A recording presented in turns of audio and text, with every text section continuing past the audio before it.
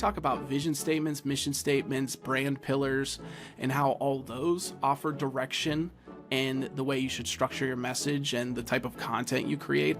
So I think that that's a big thing, really getting them to kind of understand the why behind the content that they're going to make, and to just put some thought into how data can help them make the strongest message possible.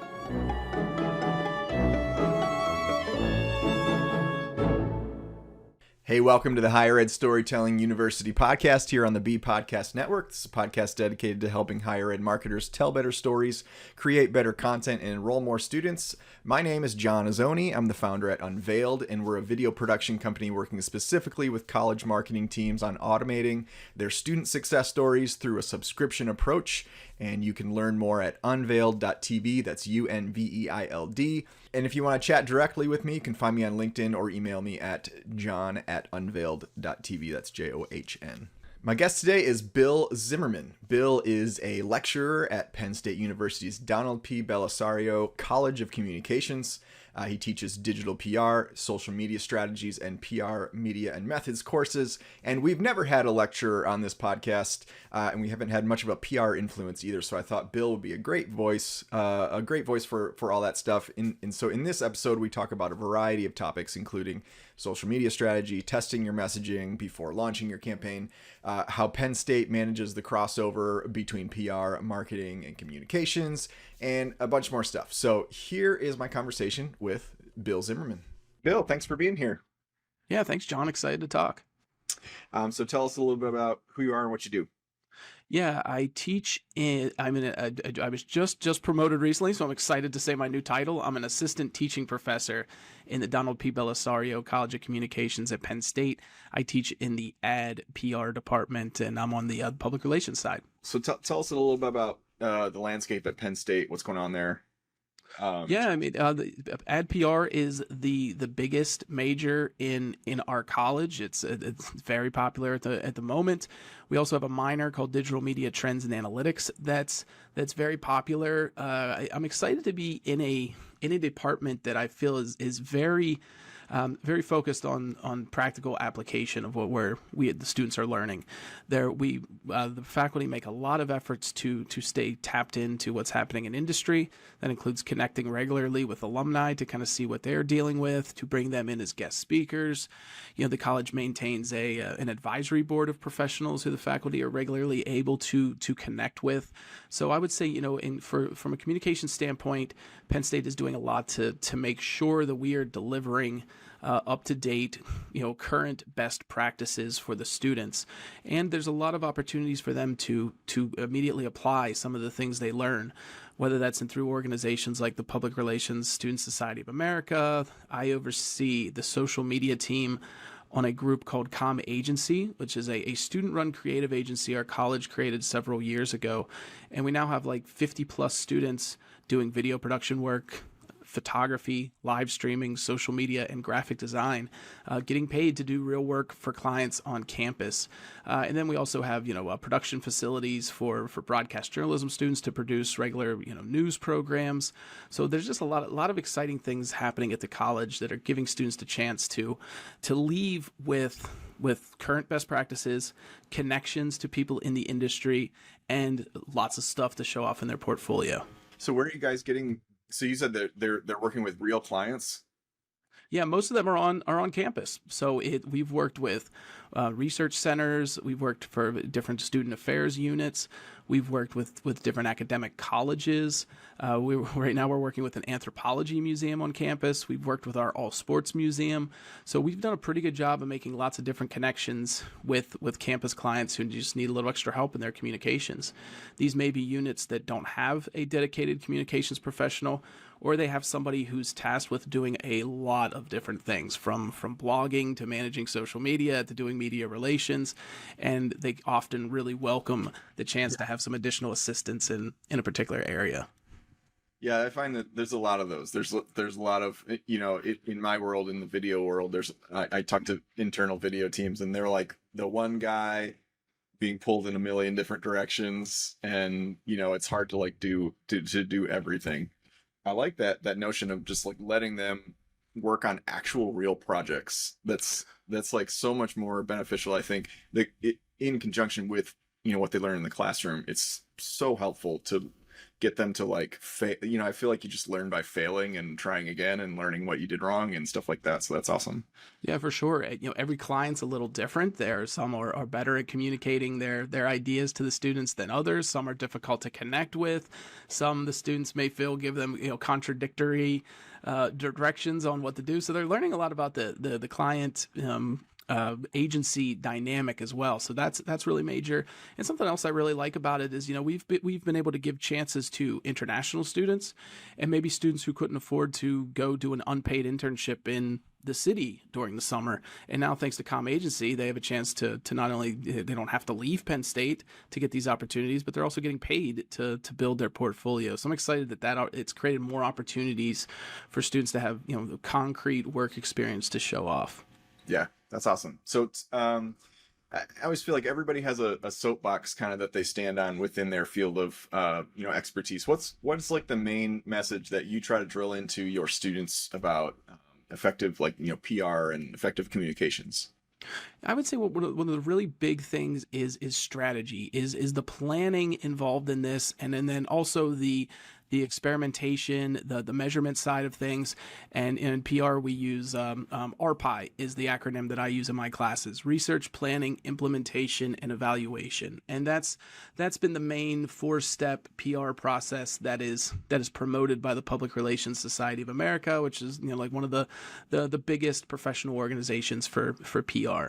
So I stress that a lot. And something that's really helpful is the Public Relations Society of America provides case studies for their annual Silver Anvil Awards. And so I'm able to print those out, show the students, like, here is a campaign, start to finish. And I encourage them to think about like that this format or these 4 steps are like beautifully simple. Now, the things you do for each step is where it gets more complicated, but that you can always come back to these 4 steps: the research, planning, implementation, and evaluation, and you're going to do a pretty solid campaign. So I really try to encourage them to just always remember that structure is there to help them in the future.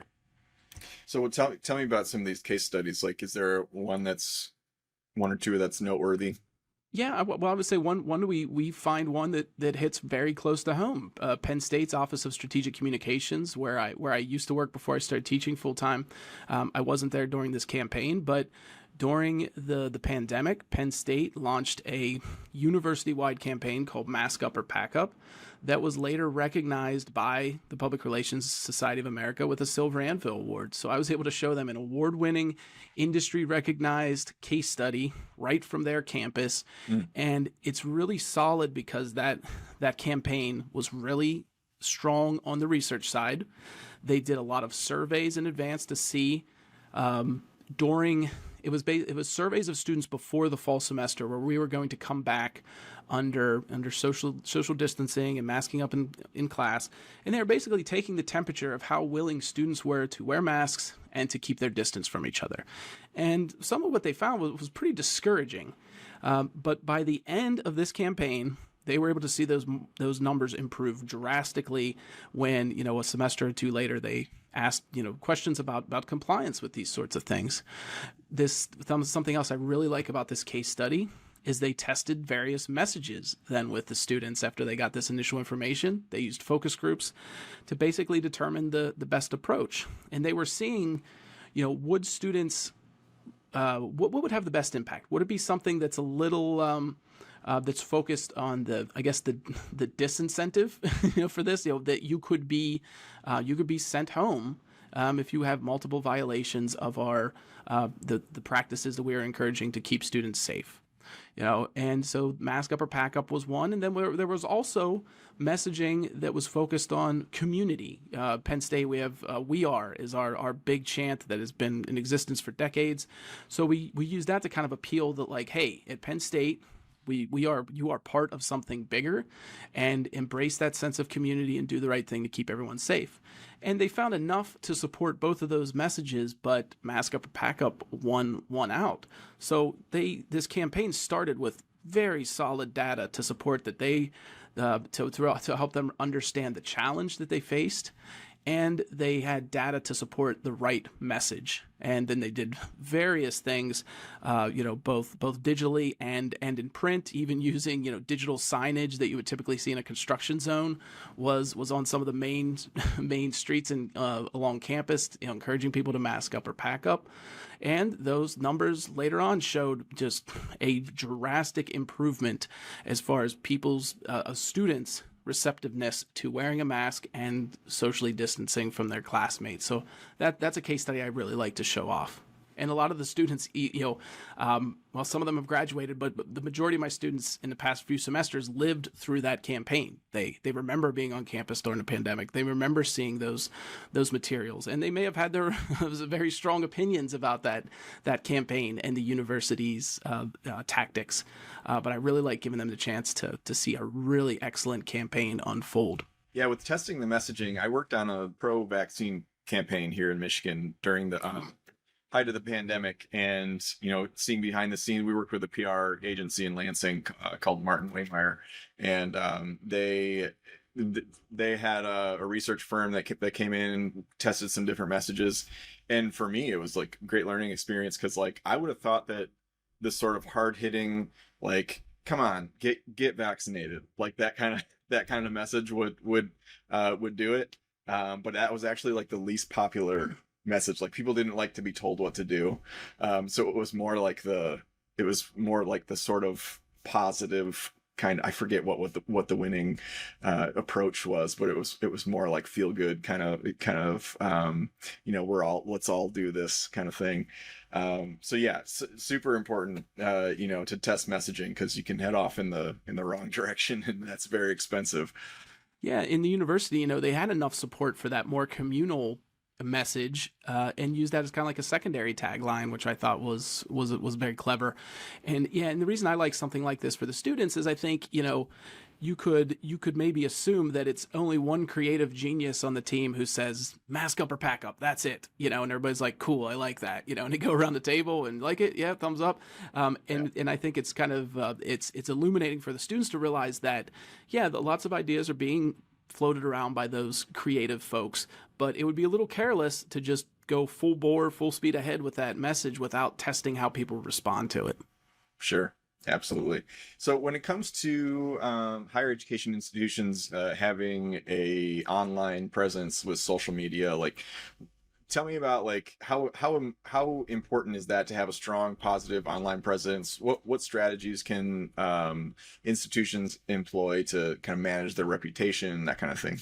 Sure. Yeah, I think about it from the standpoint of prospective students. I've talked to students who sign up for Penn State and didn't even take a campus tour, and they're getting enough information. Now, often, a lot of time, that's a family member, that maybe who has encouraged them. But some, and I think a lot of that is just because they are able to get so many good little details about what life is like there on campus, and that includes from the university. But also something that plays a major role that I've heard from talking to students is what's being made by independent creators, students at Penn State who are on putting get ready with me videos on TikTok and doing daily vlogs on YouTube. Students are also looking at those kind of unofficial university representatives to see what life is like. So I think that's one of the probably biggest things, is just that a prospective student can, by checking out on social media and the website, get a sense of what it would be like for them to be there, to be walking that campus, to be walking among the students, to be looking at the trees, to sitting by themselves on a bench reading, being able to think about all those things. So I think social media can really give a good look at campus life. I think there's the very exhausting side of this. The thing that I found, I worked in Penn State's strategic communications office for a little bit as a social media manager, before becoming a faculty member. And that interactive portion of this can be very exhausting, but also very important. So I think that's another big thing. People are giving universities and colleges just real-time feedback on how they feel about what's happening and decisions made and that sort of thing.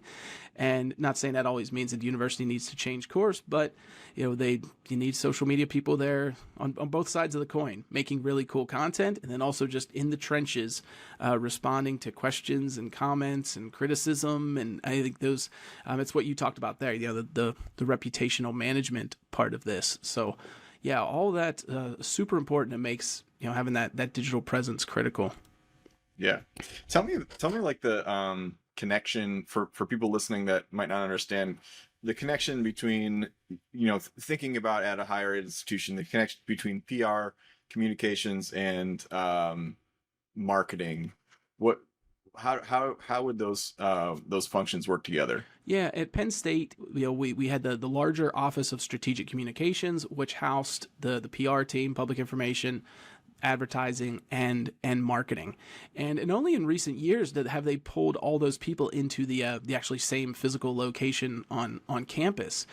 So I think that was something that the department recognized was needed for a long time, but just logistics aren't easy on a campus of this size, and finding the right spot for everybody, and is it okay to have them in town rather than in the center of campus, and all those things. So I think I think proximity really helps, so that everybody can kind of get on the same page, make sure that they're all following the right branding guidelines and messaging guidelines, and then also that they're aware of all the assets that are created. I think that's sometimes the biggest challenge is making sure that everyone on that communication staff is aware of all the stock photos of campus that's available, the B-roll that's out there, the little interview clips that may be available with professors.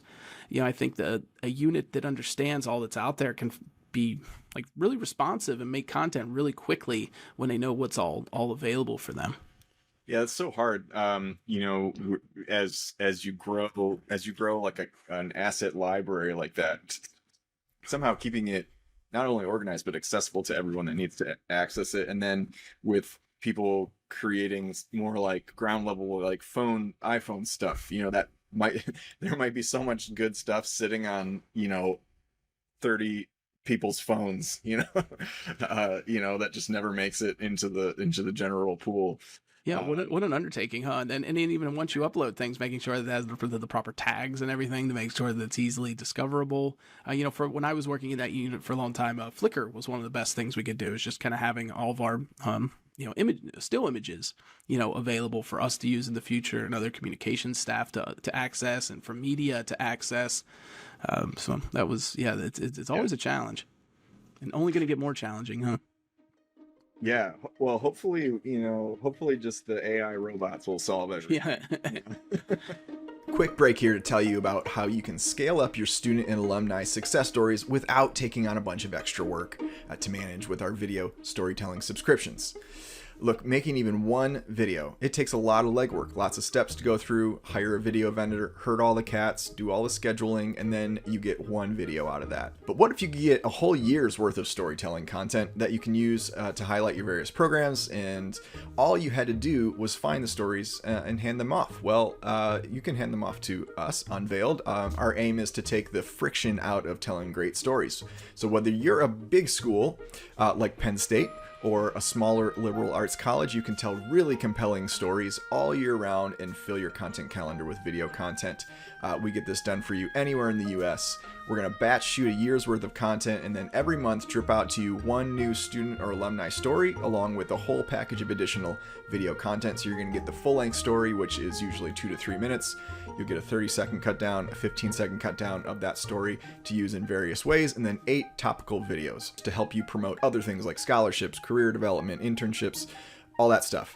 And not only can you take what we deliver and obviously crop it to how you need it, format it however you need to for social media, do whatever you want, but you're also going to get all the B-roll and interview footage, all the raw stuff that we shoot, and there's a wealth of additional content opportunities within that you can run with, use it however you want, and you don't have to go film anything else. So head over to pricing.unveiled.tv to download our pricing guide, which has everything in it that you need to know. And if you'd like to chat further, you can book a call with me on our website, find me on LinkedIn, or email me at john@unveiled.tv, and I'd be happy to answer any questions that you may have. All right, back to my conversation with Bill Zimmerman.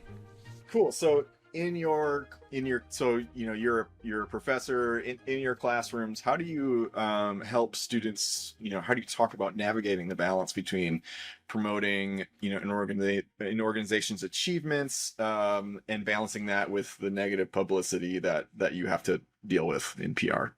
Yeah, that's a tough one, and it's, I think it comes down to sometimes like kind of knowing when to shut up a little bit, and that's, and a good PR team always has an idea of the kind of the temperature, to be able to understand, what is the public sentiment towards us at this moment, and we can make adjustments here, that maybe this post should be delayed for a day or two. So I think I just really kind of enforce that idea that just PR people really, I call it it's the challenge, and it's the good and the bad side of the job, is that things are always changing. It's always interesting, but it also requires then you to just be incredibly intentional about kind of tracking it all and seeing what's happening. So that's a big one. Of just, I get the students certified in using Hootsuite, social media management tool that I think is really strong at, just tracking keywords and hashtags, and could be a good tool to kind of get an idea of what people are saying out there. So I think that's a big part of it. And I also talk to students about, with the content that you create, doing a good job of balancing stuff that is a little bit more on the promotional side, or maybe has a call to action of some sort, and then just giving a lot of value, stuff that offers entertainment value or education value, or something that just makes the person seeing that feel a part of that community, to feel a part of something bigger. So that's a big thing. We talk in class about an 80-20 rule for social media, that 80% of that stuff is focused on value, talking about the we, putting the reader, the viewer at the forefront, and then 20% of that time can be very, very promotional, or have a strong call to action. Yeah, I like that. The 80-20 rule is good, and I see it on both sides. I see organizations, not just in higher ed, but people that show up in my different social feeds. Some having like it's this constant call to action, Yeah. and it's like who is this for here? Who is this serving? It seems like it's more serving you. Know when to turn it off. Huh? Yeah, and then some that are just like all value and no, like, what am I supposed to do, with that? Yeah.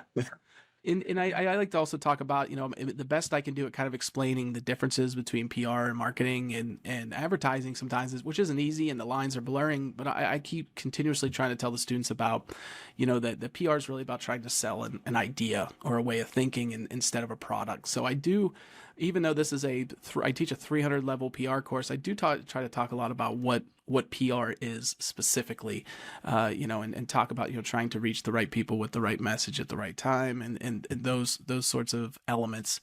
So that's also a big part of it, is just explaining what is PR, and what makes it a little different than trying to sell somebody on a product. And it's not easy to express, and it's, and again, the different the divisions between the different roles continue to be blurred. Yeah, and honestly, it's always confused me too. Yeah. In the video world, I've worked with marketing teams and I've worked with PR teams, and a lot of times it seems like we're doing very similar things, and it's very similar in the video world. I mean, you have entire websites dedicated to teaching people what's the difference between like a line producer and an executive producer. Okay. And like, what's the different roles between director and the cinematographer, and how, and that there's so much crossover that can get real confusing. Yeah, and it's difficult for our students too to sometimes kind of make sense of the job opportunities that are out there. And I always tell them, make sure you look beyond the job title, because you may have taken nothing but PR classes, but you could very well be qualified for this marketing position, and vice versa. So it becomes, because it. Yeah, the different titles that could be used in this space are all over the place. That's very important to read the details of a job opening. Yeah, sure.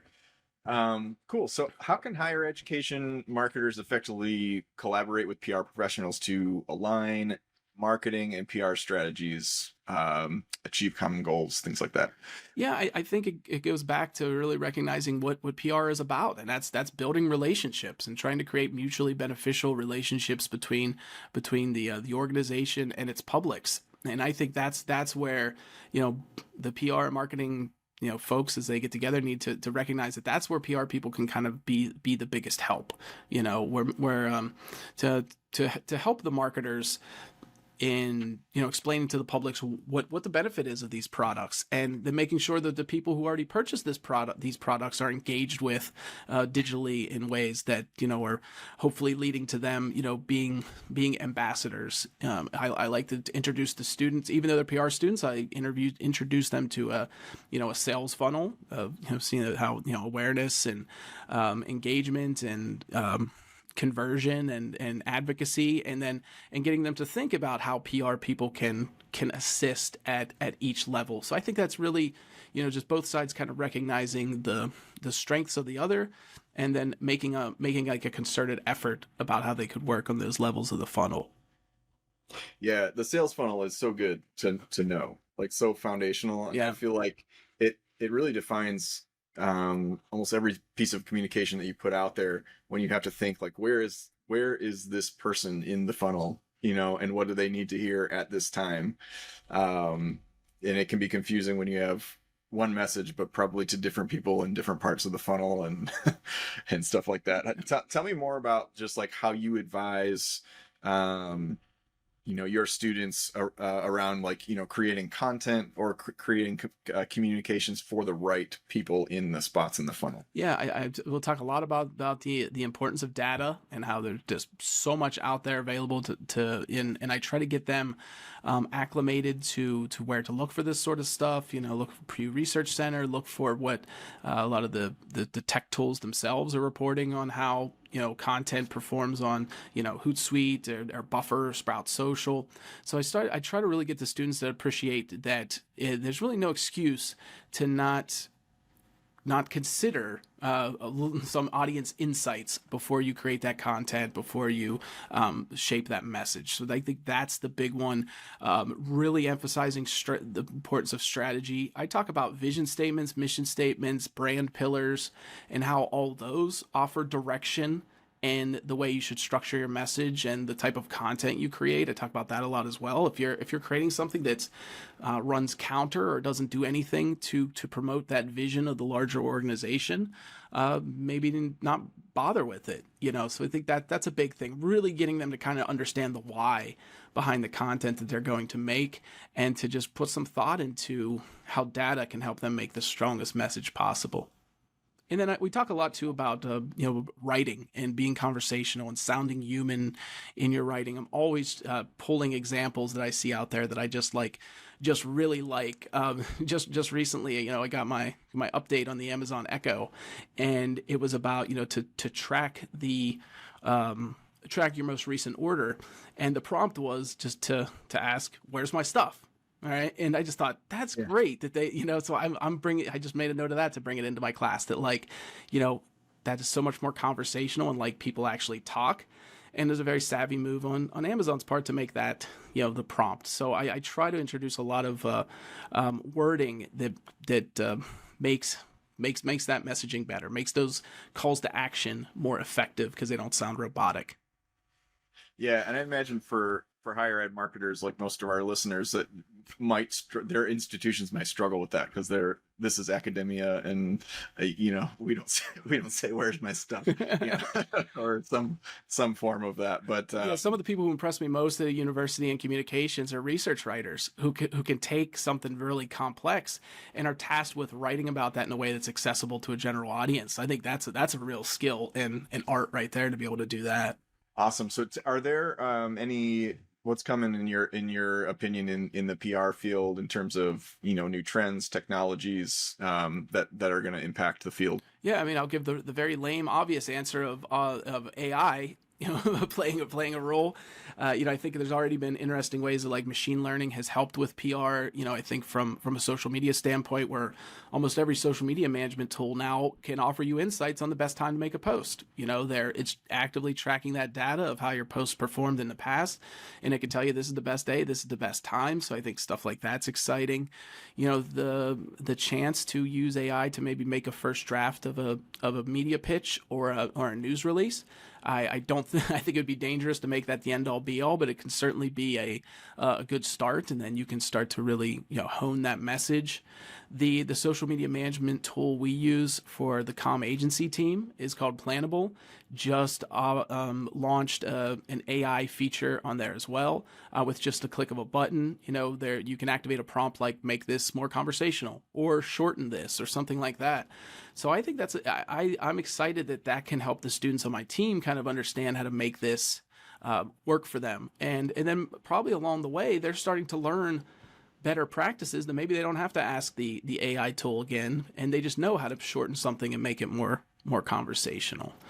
And I think the thing that's really maybe the trend that I think is going to be a major challenge for people in PR is just that just the proliferation of misinformation, conspiracy theories, deep fakes. It's going to be really tough to do work where you're trying to build public trust when the public is deeply mistrustful of institutions, and I don't know how the solution there to these challenges. You talked about working on the vaccination campaign. We saw very recently how difficult it was from a public health and safety standpoint to combat some of the fears and misinformation out there. So I think it's going to be just really tough times for PR people to do what they do, as the sentiment is just, things are just very choppy waters out there, and trying to connect with people and influence them. So I think for the public health standpoint is where it's kind of the most fearful, public health and safety of how you get the right messaging to people. A close cousin of mine works in safety science. He's a safety professional on construction sites, on roofing projects. And he's talked in recent years about how tough it is to get people to be safe and to deliver a message. And it's just, and it's that same kind of mistrust is rampant there that we're seeing in public communications is rampant on these construction sites, where people are just very resistant to take the proper safety measures to keep themselves and others safe. And so I think there's just a climate out there that's going to make it tougher and tougher to communicate with the public. Yeah. I love the, like on TikTok, there's like funny like OSHA violation videos. Yeah, my cousin he showed me PowerPoints that he's created, and he's made them just infinitely more interesting by just raiding the internet for stuff like that. Yeah, that's awesome. Well, cool. This has been a great conversation. Anything that I should have asked you that I didn't ask you? Oh, John, this was a lot of fun. I think I'm excited for the chance to talk about these sorts of things, and I think there are times Penn State's been around since 1855, and while I was doing the work, sometimes I would wonder, does a place like this even need to do digital communications? This just seems like such a machine that has so much goodwill out there, and families who have sent generations of students to this university. So I think it would be interesting sometimes if you saw any major social media or any major higher ed powerhouses just to like press pause on all this stuff. But I think with time, I've definitely seen that this is just very critical in the way colleges and universities operate. And so many different audiences to serve, keep prospective students in the loop, to make alumni still feel part of the place and continue to play on their good feelings about their universities and give them nostalgic glimpses of the place. And one of the things I think Penn State does really well is they are so tapped into the traditions and the history of this place. They know they have mined the library for old photographs and have figured out neat ways to package them. They just put out a TikTok for graduation that was a mix of graduation pics throughout the years, and it was just beautifully done. So I think the best universities are figuring out how to maintain those traditions on digital communications, mine their their histories for all sorts of content that can now be digitized and reshared with a new generation. And they're figuring out how to include all people from a lot of different backgrounds, whether or life experiences, whether that's alumni, current students, prospective students, parents. It's complex work, but also higher ed communicators can benefit from just all the people that have already come through there and all the traditions that had been created and all the good vibes and good feelings about the place. Awesome. Well, this has been great. I appreciate you coming on the show. All right, John, this has been a pleasure. Thanks a lot. Thank you for listening. 3 things I want to give you before you go. Number 1, reminder to go to pricing.unveiled.tv to download our free pricing guide and learn all about how our video storytelling subscriptions can make your marketing team's lives so much easier. Number 2, if you're already doing storytelling or you want to do more of it, you want to do it better or differently, I have a 3-part storytelling framework that you can download at unveiled.tv/student testimonials. And that will take you through the framework that we put to use in the videos that we create. And it doesn't even have to be for video. It can be for written text-based content as well. Number 3, leave a review for this podcast. I'd really appreciate it. It helps us out a ton. Thank you so much for listening. My name is John Azzoni. Go connect with me on LinkedIn. Email me at john@unveiled.tv. That's JOHN. And in the meantime, we'll catch you in the next episode of the Higher Ed Storytelling University podcast. Thanks.